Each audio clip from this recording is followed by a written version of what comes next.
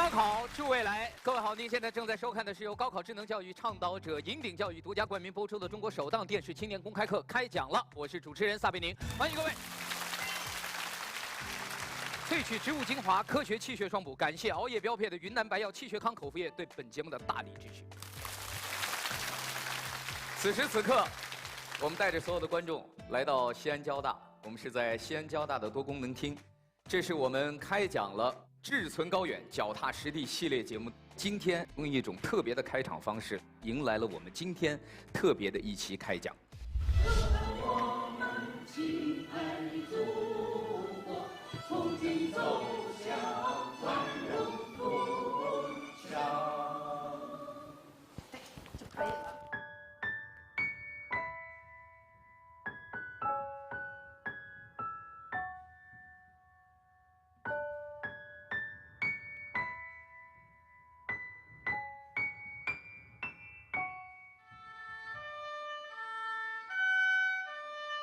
当时我们在这个火车上，大家就唱歌唱祖国。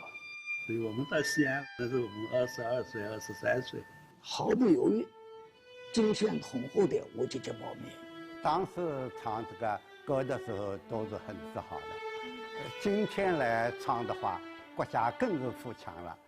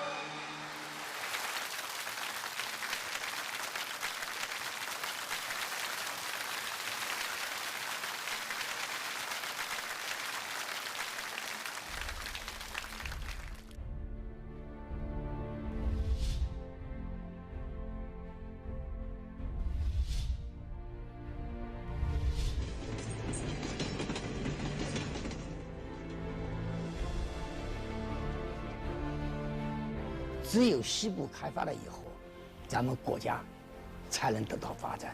国家的需要就是我们资源，哪里需要哪里去，还有哪里艰苦难讲，能够为国家做贡献，我们觉得是非常的幸运。60多年了，感觉到无悔。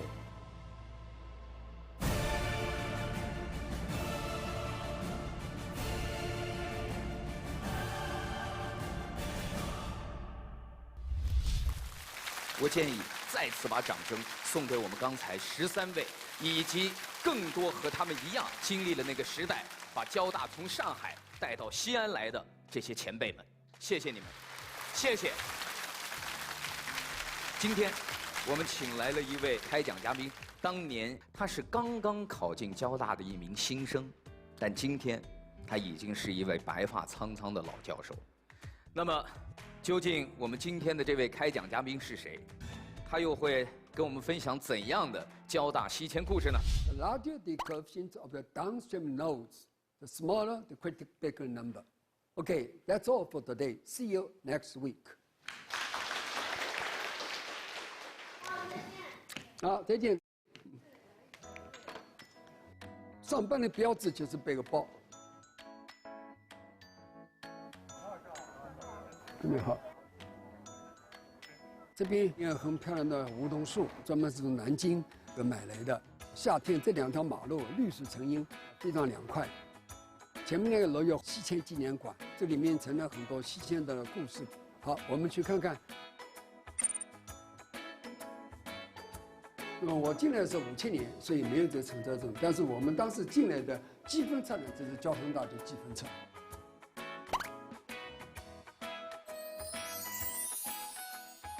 但是我毕业的时候呢，就变西安交大了。这是我当时照片还蛮帅的哈。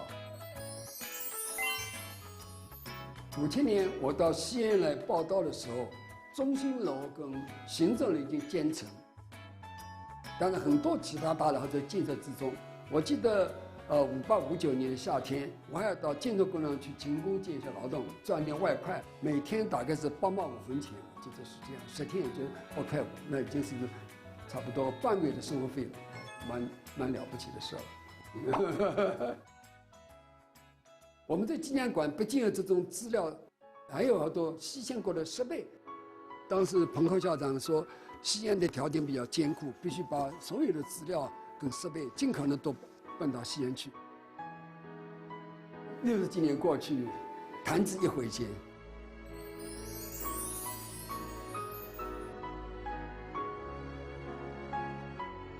掌声有请我们今天的开讲嘉宾，西安交通大学教授、国际数值传热学知名专家陶文全院士。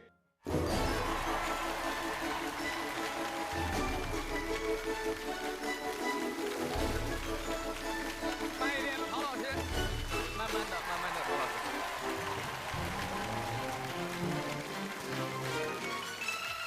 谢谢各位，请坐。陶院士，您需要把椅子吗？不需要。听说您已经是年近80的79， 70后，向80后过渡。年近80，但是绝对是年轻人的身躯。刚才从门口走下来的时候，有好几节台阶，而且这个通道是一个斜坡，还特别滑。对，中间我们还有现场录像的电缆，我特别担心陶院士别脚底下绊着。结果陶院士遇到电缆的时候，心情很轻松。向您求证啊，听说您有一个名字叫93学社。学生们给您起的，是真的吗？为什么呢？说早晨9点钟，陶教授一定要开始工作了，无论风吹雨打。93学社3指的是什么呢？就是永远陶教授会在凌晨3点给你发电子邮件。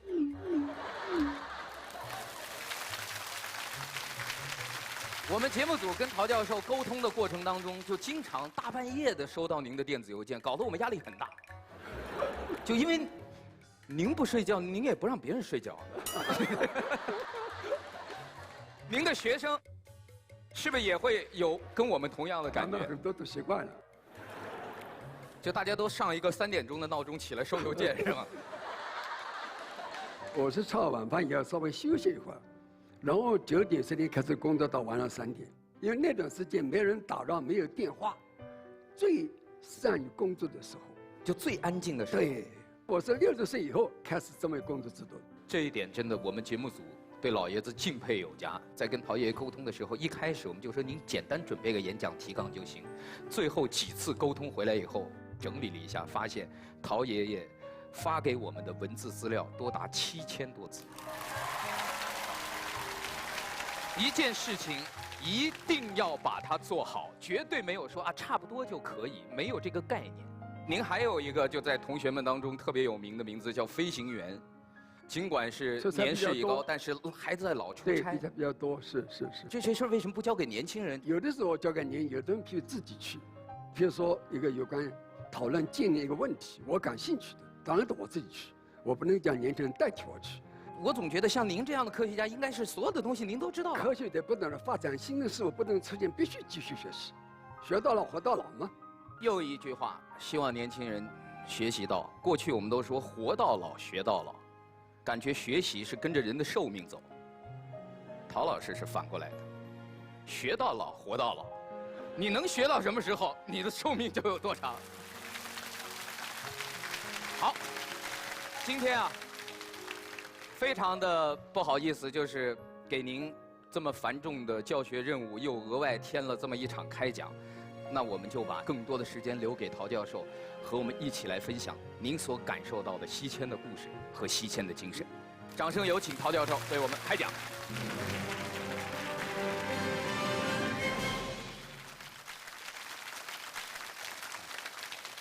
大家好，到今年我来西安已经61年了。我57年考上交通大学来西安的时候，我们马路两边的梧桐树就像我手臂那么粗，现在都已经变成参天大树了。所以夏天行走在我们西安交大的马路上，你都能充分感受到前人种树后人娘的感觉。我不是西迁教职工，我是57年直接到西安报道的，可以说是交大西迁以后第一批到西安报道的学生。我是西迁大树上的一片小叶，西迁大树的叶是那些老教授是叶，我是长出来的小叶。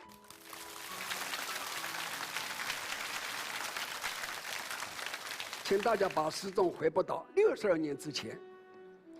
1955年4月6号晚上，庞康校长收到当时高教部部长兼党组书记杨修峰先生的电话，告知交大已经中央决定要西迁内地，所以就有这一场1955年5月10号，庞校长率领朱文华教授、周志宏教授、陆梦宁总务长、朱令武教授、钟兆麟教授、王振茂先生到西安来考察校址的照片。当走到原新清宫附近的遗址的时候，抬头远望，一目为远，终南山遥遥可见，脚底下是万顷麦田，麦浪滚滚，呈现出关中平原800里群城一派祥和的景象。老教授们边谈边走，谈笑风生，指点江山，兴高采烈。潘校长当即拍板，交通大学西安的地址就这么定下来了。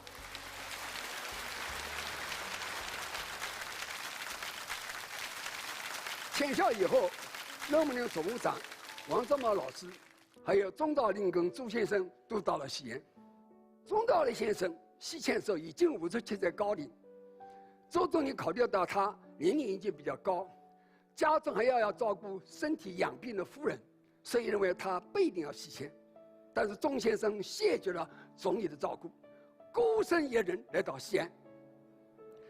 当讨论西迁问题，有的教授也不能看的时候，他就掷地有声地说：“这个支援西安，每个教师都应该有责任。”他到西安以后，可以正式叫做老骥伏枥。这是在对，重来，重拍啊，重拍啊！老骥伏枥，志在千里，历史暮年，壮心不已，对吧？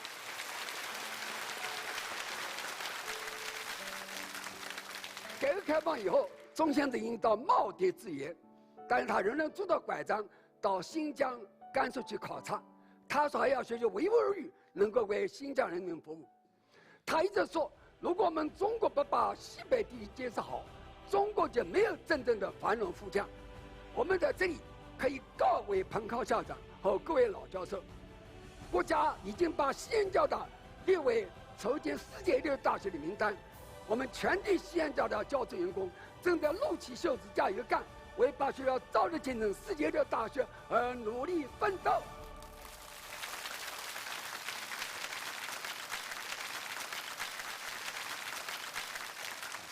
我们下面看第2张照片，这里3位工人在抬西迁的设备到火车上运到西安。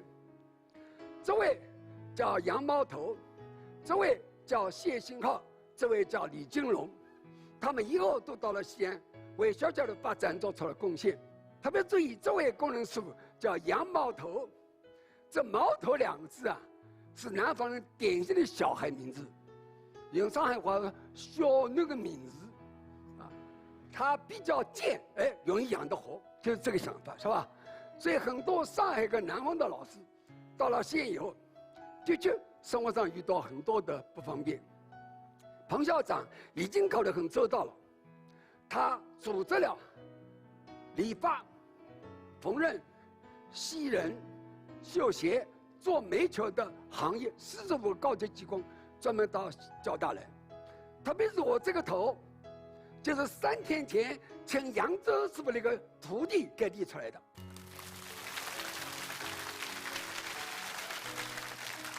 现在西安家的风景理发铺，我走很多人，没有人会理这个头发。年轻理发师的头发，我叫做的怒发冲冠型，不适合我。我是5000年考进的，我说过，因为我从小受到父母、亲友对交通的赞赏的影响。我尽管知道交大要迁西安了，我不管，你到哪里我考到哪里。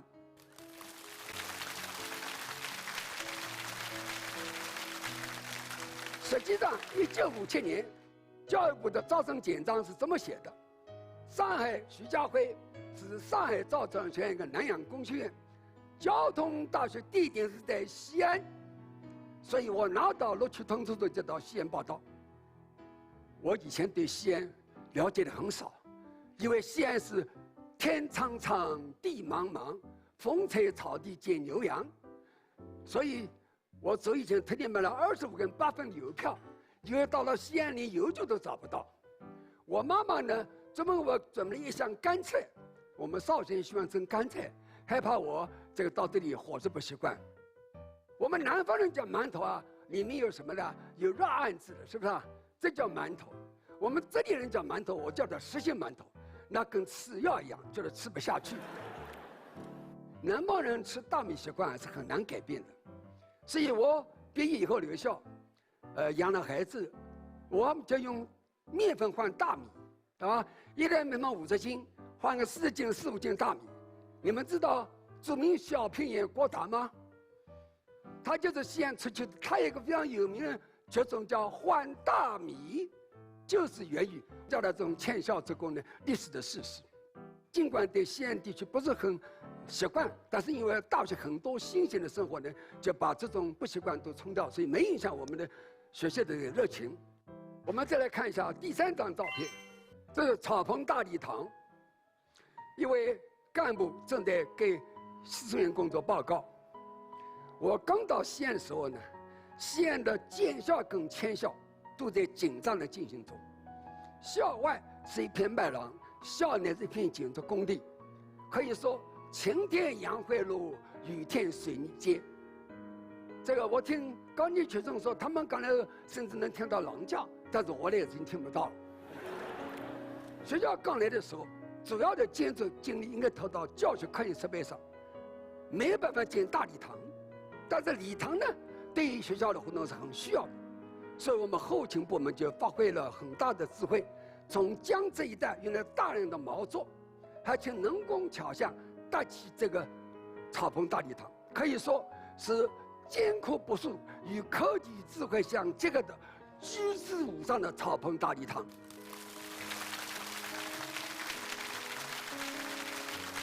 那么这里面做了什么呢？注意，不是你现在椅子，而是长条凳，而且很窄的长条凳，这样有限空间可以放很多的椅子、桌子、凳子，更多的学生教师能参加。我有几节亲眼看到比较年老的先生坐在那么窄的长条凳听报告。所以，除了图书馆、中心楼，草棚礼堂是我们念交大跟西安交大的时候到的最多的一个室内建筑。开学典礼啊，迎新晚会啊，我们刚来的时候怎么做大学生啊，怎么做读书笔记啊等等，我们都在这儿听的。那么尽管这里到冬天听报告要穿棉衣，但我们碰到很多老同学讲的都乐，就觉得是我们人生很好一段经历。所以这个草棚礼堂可以说交大艰苦倡议的这个牺牲精神最好的典范。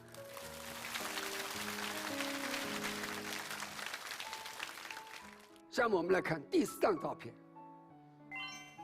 这是我最熟悉的张照片。照片里面的4位，中间这位陈大学先生，左边一位是刘桂义老师，这位是马原老师，这位是赵冠正老师。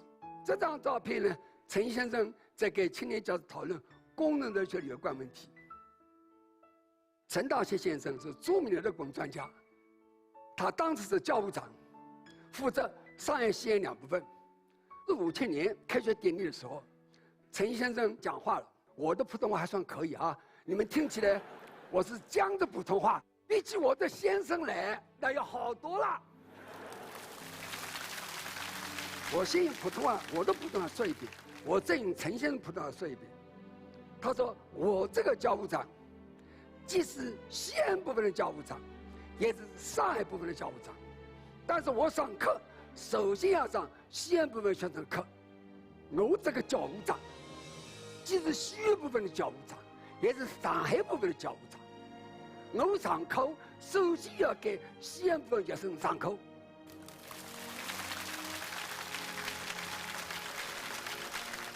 这事情过去60年了，好像发在昨天一样。陈先生，他是国内著名的专家，他患有糖尿病，要打胰岛素。注意，胰岛素我们国家1958年试生成功，所以当时很贵的，但他从来不向国家报销。他每年自己订杂志，当时主要是英语期刊，要花500块。500块什么概念呢？我念研究生，每个助学金40块，就说1年我的助学金相当于陈先生订杂志的钱。陈先生等老一辈在西安工作几十年，把交通大学月亮的风气牢牢扎根在这块大地上。所以，在120周年建校庆祝的时候，我们工人类专业提出来，应该要在陈先生这个专业的最老的基础大楼东山楼之前搞一个半山像。陈先生1978年去世的时候，把他终身的积蓄大部分捐给了学校，后来学校设立了陈大学奖学金。陈师母去世之后，他的女儿也把陈先生留给师母的生活费的巨一部分捐赠给了陈大奖学金，而且自己又补上了几3万块钱。陈大先生的事迹是西迁精神最好的诠释。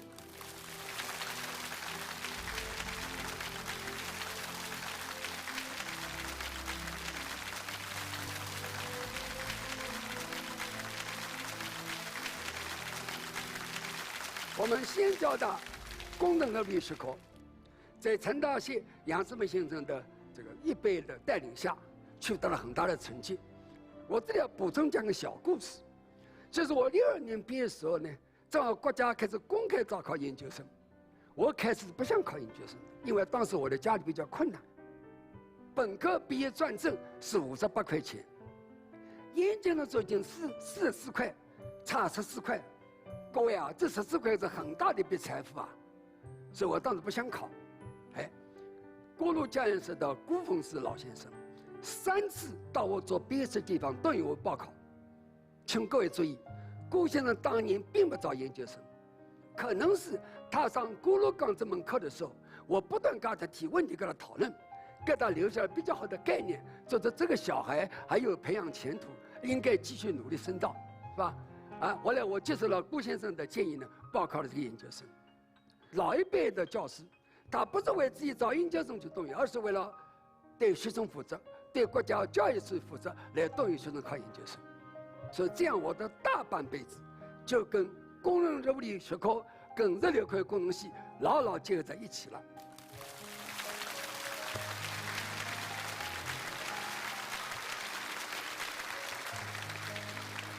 我的导师是杨世民先生，1948年毕业交通大学，然后到美国去读硕士跟博士。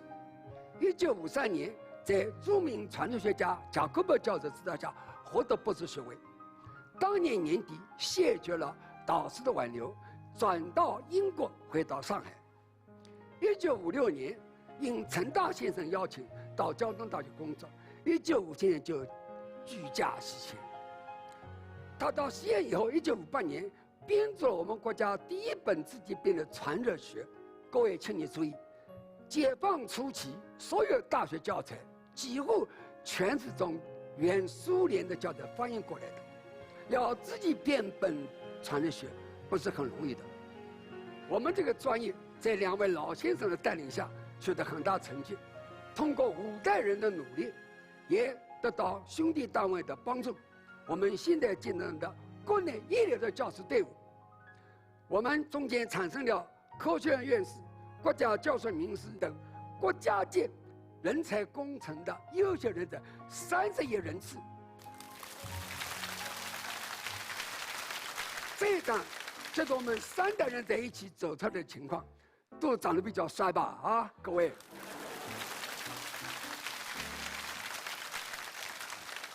在西安待了30年40年以后，大部分教职工都到70、80年龄了，他们都要退休。大部分教师继续留在西安。比如说，我们史维强校长为首15位教职工给习主席写信，对于如何在青年教师、青年学子中发扬西进精神，表达他们的关心，追求他们的家国情怀。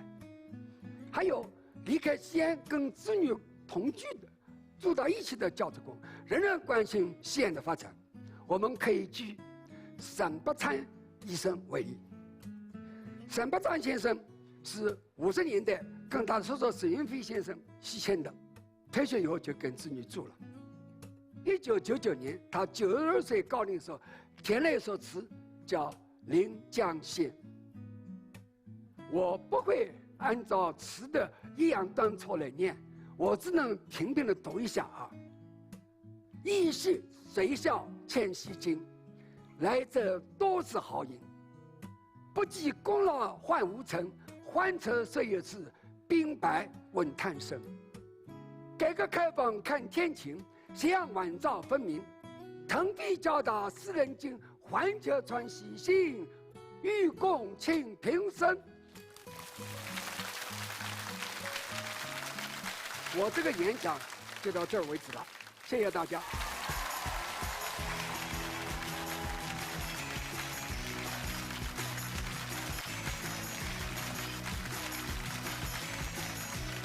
谢谢您。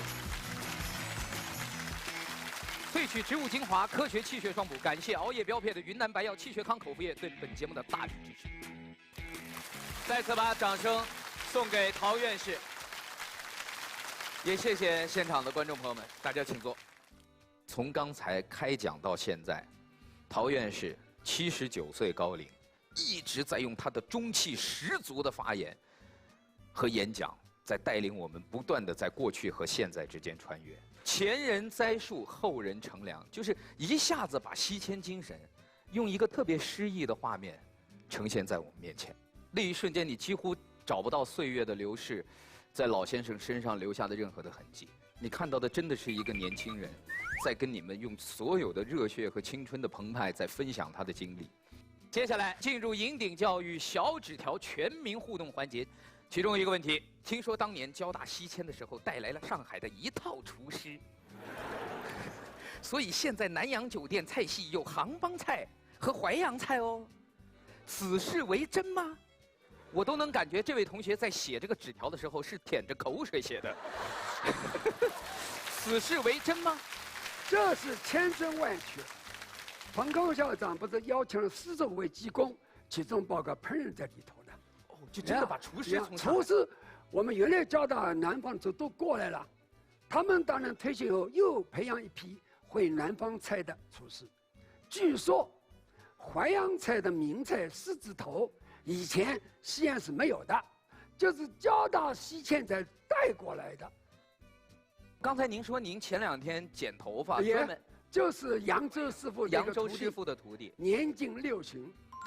而且我要补充一句，这个速度之快，空前绝后。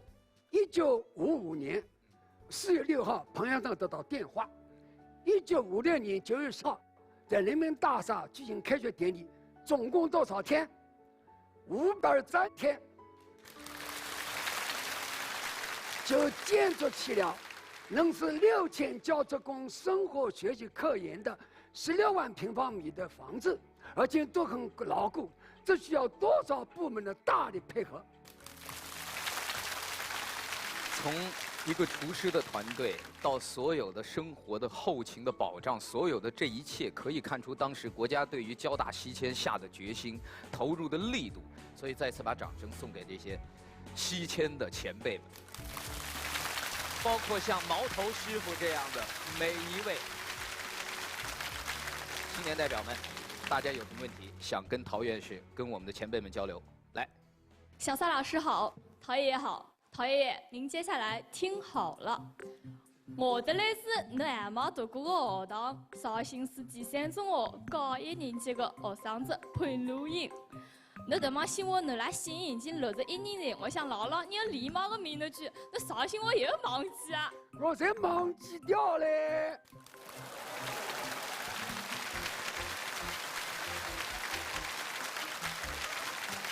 那个，你给我准备个同声传译啊！这我怎么这？绍兴基山中学我的校友，少小离家老大回，乡音无改鬓毛衰。儿童相见不相识，笑问客从何处来。讲的是绍兴话，我能听得懂，我不大会讲了，但我忘记掉那么有点像绍兴话的。你再用普通话介绍一下，这个学校是叫绍兴市基山中学。基山中学，那陶院士应该是校友当中非常厉害的一个。对呀，知名校友呀。谢天是我们的校友，著名的电影导演。 Yes。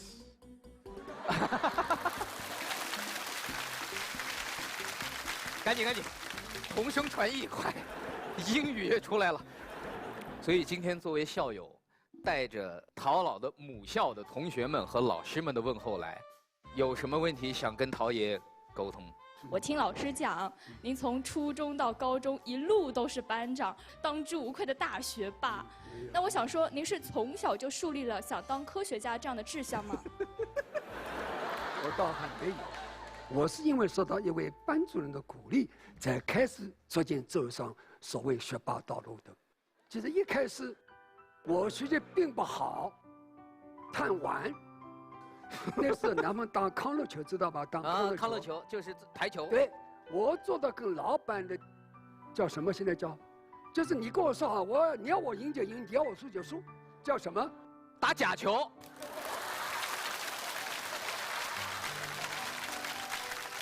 技术很高，我为了让老板赢，我就可以把他赢。我要就输了，我就可以输。叫老板给我4个颜色，我到这个程度。我知道了，您最初的平面几何和力学基础都是从那儿来的。那个东西真的是很有。那个是不行，考试上不及格。后来班主任，我们的外语老师对我谆谆教导。我是走独立，好多学生都住宿。有一天早上，我起得比较早呢。 就到了学校里，哎，这件事给我班主任看到了，他就抓住我，拼命表扬我。小孩子需要表扬的，我从此走上向上升的道路。就是老师表扬了您一次，因为您到的早，对，到学校早。其实那天您是闹钟上错了。所以我深深体会到，教师对学生必须以表扬为主，鼓励的这种对能量。对。 您是什么时候开始真的觉得科学这个东西好玩，或者说您真的是觉得它会成为自己一辈子喜欢干的事儿？很难回答。但是根据我自己体会呢，念中学、高中时候可能还不一定要做科学家。如果对一门课程感兴趣，哎，钻进去把问题解决了，有一种收获感，这就是一种鼓励、成就感。我认为这个小地方逐渐就能培养起自己对课程、对专业的爱。 你说一开始就要做科学家，我认为是不太现实。陶爷，您还记不记得您就在2012年的时候，我们学校80周年校庆时您栽下的那棵树？现在已经是6年了，真的是长势喜人。您还记得是哪一棵吗？您栽下的树？可能给同学挡住了。就是后面这棵吧，应该是。对，就是后面这棵。跟胳膊一样粗这棵。 它跟别的比起来已经粗很多了。我下次回去一定在前面再照一下。就因为那是您栽的树，您激励着大家，然后觉得您是我们的骄傲，我们都想长大以后像您一样为母校添光，为科技添彩。不，你们要做的比我更好。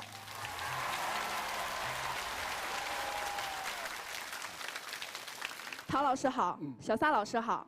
我想先问陶老师一个问题，就是您在上数值传热学课的时候，您会特别的留意第一排的学生吗？好，这个问题问得很好。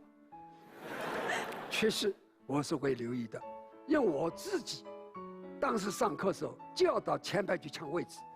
我觉得我自己感觉就是我要把课听好，一定要把老师所有东西都听得清楚，前排是最好的位置。所以这样我对前排学生是特别的喜欢。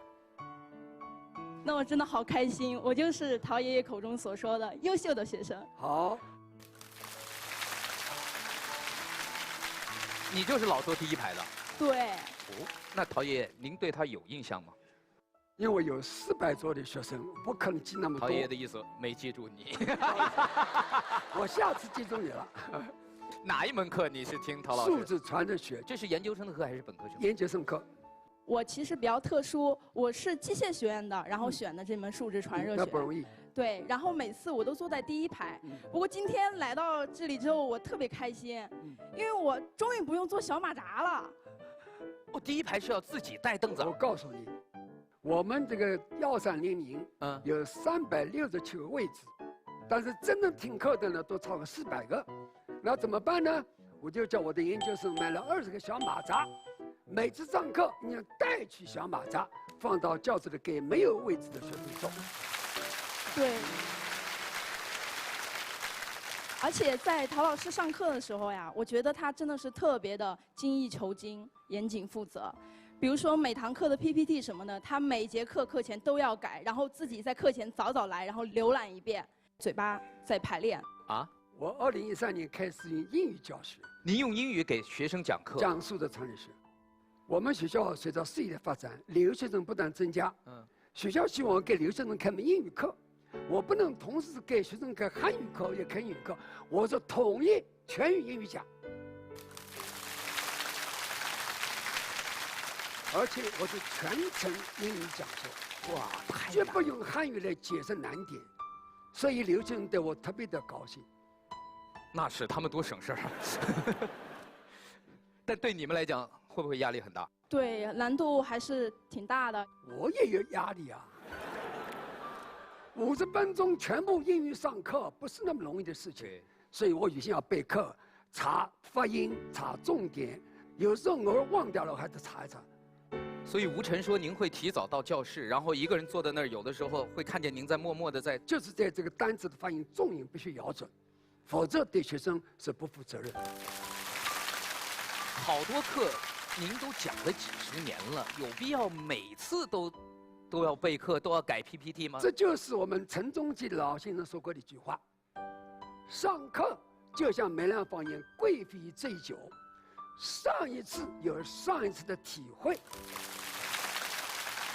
太幸福了，有这样的老师太幸福了。课程虽然结束了，但是今天我觉得非常开心，能够再次重温陶老师给我讲课，而且最重要的一点是，今天的这堂课我真的从头到尾都听懂了，而且全记住了。谢谢陶老师。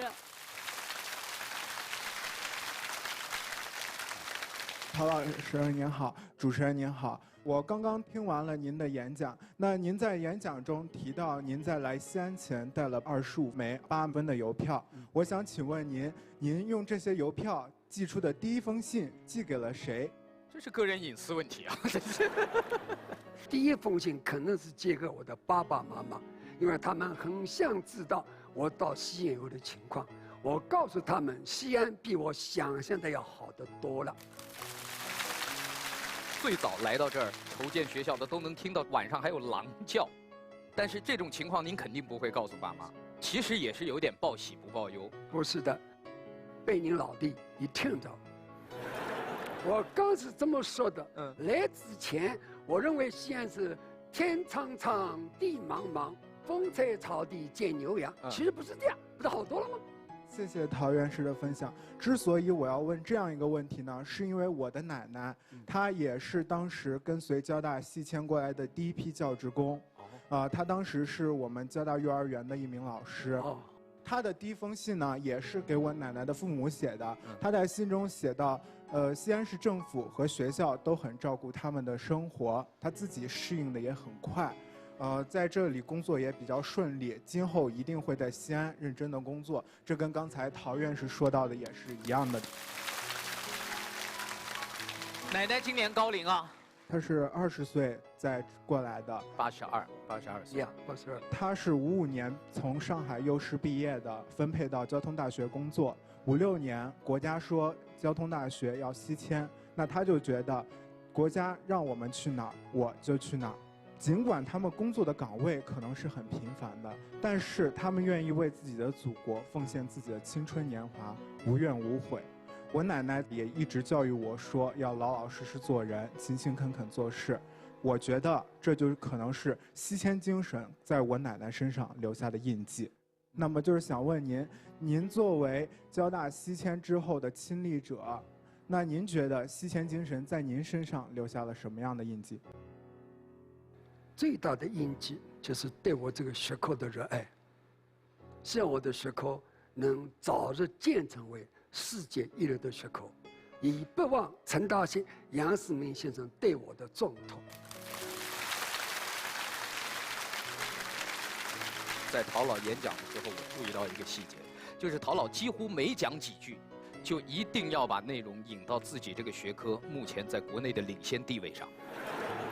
您是针对这个学科爱到骨子里了，这就是西迁精神在老一代的科学工作者身上留下的印记。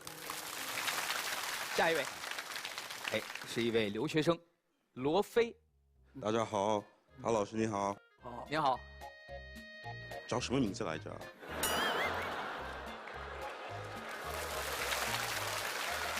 啊，对，没关系，在中国啊，如果一旦忘了名字，就说，哎，您好，您好，您好就行了。不用客气，大家都是一家人，人类命运共同体。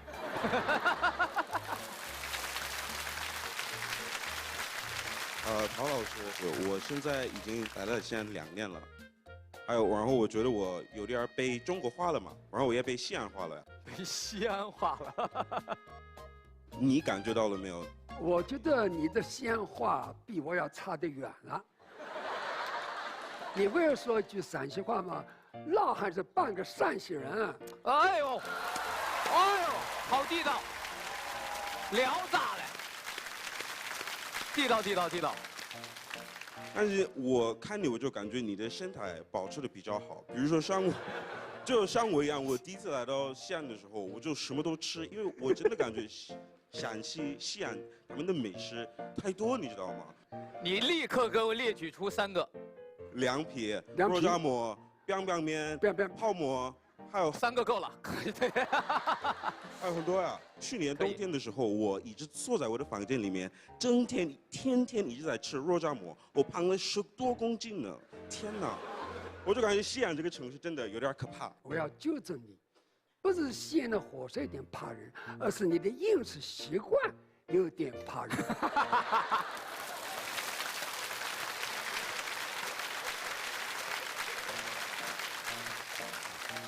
您直到现在口味仍然还是偏南方。我现在当然面是可以吃，实心馒头也能吃，这是没问题的。但是就我选择来讲，还是大米。所以对广大的换大米，我是深有体会。换大米，换大米，换大米呀！换大米。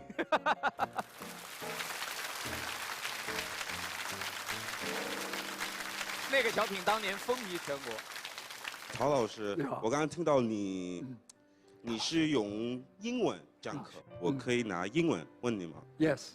After going across the world and teaching students from all over the place, and also taking into fact that Xi'an Zhaoda is part of the Silk Road， 就是大连，我英文我也不知道怎么说，就是那个大水联盟的发起者嘛，这个我不知道英文怎么讲啊。丝绸之路大学联盟。哦，丝绸之路大学联盟，西安交大的发起单位，可以说是群主盟主。那陶老师 ，given all of the opportunities that you and those around you have worked so hard and built such a great school and great university, how can we take this opportunity and make ourselves the best version of ourselves that we could possibly ever make? Well, one purpose of this program is to make our university as one of the best in the university. We have to, take care of the spirit of Xi'an Jiaotong University, transportation from Shanghai to Xi'an, okay? And we take it and over to practice in our study, research, and education of students. So in that way, our university may be faster to reach that goal of world university at first level in the world.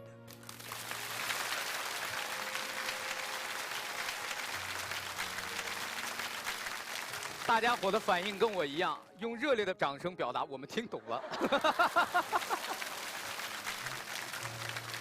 谢谢陶老师，谢谢。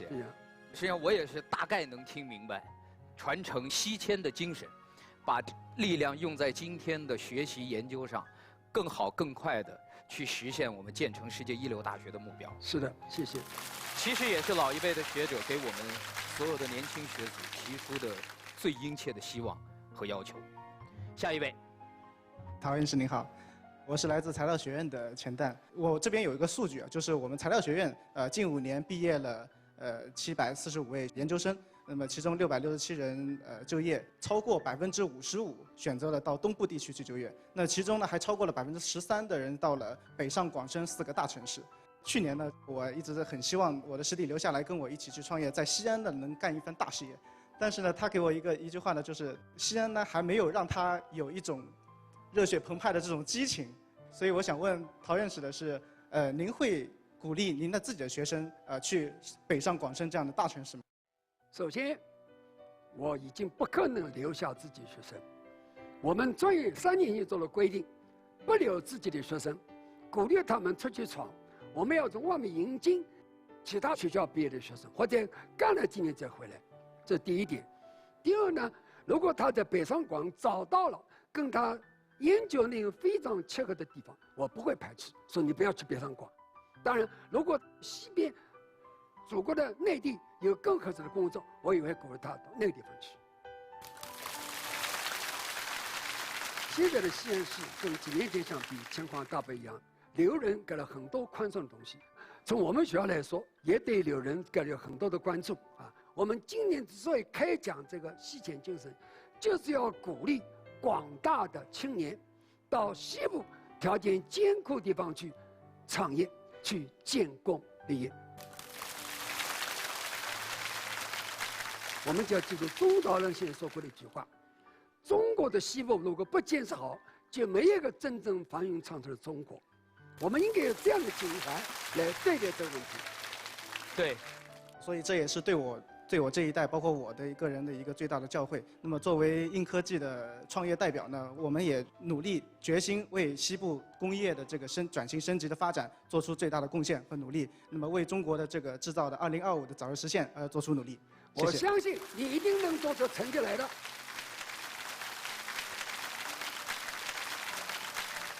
我也听说西安交大目前也正在投入一个创新港，现在的年轻学生讲叫第2次西迁，实际上就是在搭建一个平台。你要想引得凤凰来，你必须先为他筑好金巢，让他们有更好的选择。这就是今天西部正在做的事情。今天的这堂课时间好像过得那么快，一眨眼的功夫好像快要下课了。还有一个细节，大家观察到没有？今天整场开讲，一个世界级的科学家很少占据舞台的中间。可能是因为我是不是站得太靠中间，所以这个空间范围啊，就一下子把陶老师的给压缩了。所以我一个劲儿的往旁边让，但是我后来发现，不是这个原因，是因为在陶老师的心里，他始终把这里当成是一个讲台，而他最希望的是让你们看到后面的黑板。这可能是一个老师的习惯，包括刚才在演讲中有一度让我热泪盈眶，就是当年的老师的塑像出现在屏幕上的时候，白发苍苍的老教授深深地鞠了一躬，因为那是一种传承。正是这样一个又一个平凡普通却又伟大的人，成就了今天的中国。感谢各位收看开讲了特别节目，下一期再见。